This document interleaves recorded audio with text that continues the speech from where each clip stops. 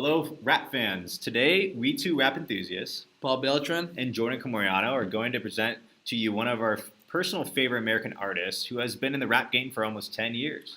During the early years of his rap career, he has gone by a few stage names, such as Larry Fisherman, Delusional Thomas, and Larry Loveslime.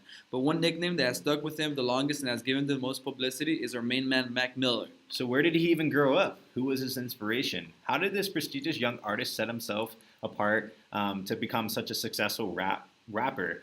Did he have personal connections to the highest paid rappers? Well, no, but what he did possess was a dream of becoming the coolest rapper alive. Now, without further ado, we will first tell you about Mac Miller's early life and where he derived his inspiration from. Second, we will highlight some of his role models, which helped him get where he is today. Third, we will look at the most popular albums to date and their number of records sold within the first week. To begin, Malcolm James McCormick was born on January 19, 1992 in Pittsburgh, Pennsylvania.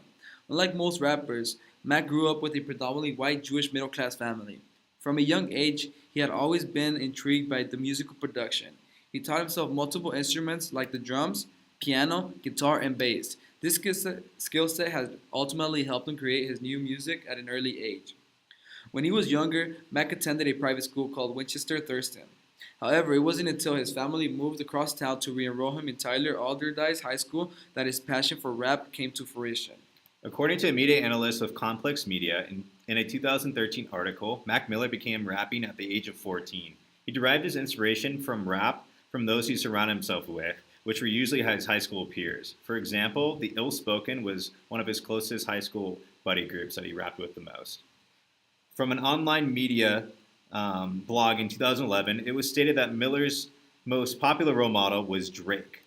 He once stated that in a YouTube special that he was even better than the Jewish rapper. And other popular artists of today, like Vince Staples and Earl Sweatshirt, also served as major role models for the rapper, for Mac Miller and for each other.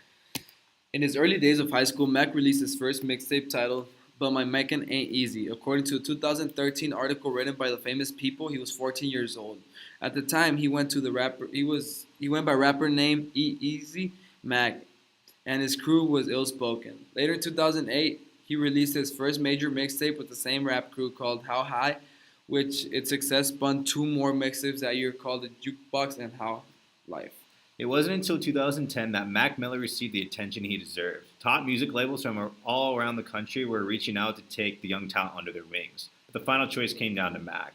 Being from Pittsburgh all of his life, he decided to sign with Rostrum Records, which was a local music label that had brought in other popular music stars like Wiz Khalifa and Donara. In 2010, Rostrum Records helped produce Mac Miller's most iconic mixtape, labeled Kids. According to the Famous People's 2013 article, later that year, Mac got to go on his first tour called the Incredibly Dope Tour, which definitely jump-started his career into the professional music industry. This in turn allowed Mac to release his new single, Knock Knocks, after the completion of his tour. It was released on YouTube in the late November of 2010 and went viral within weeks of its release. From there, Mac was able to drop his first complete album titled Blue Slide Apart on iTunes in November 2011.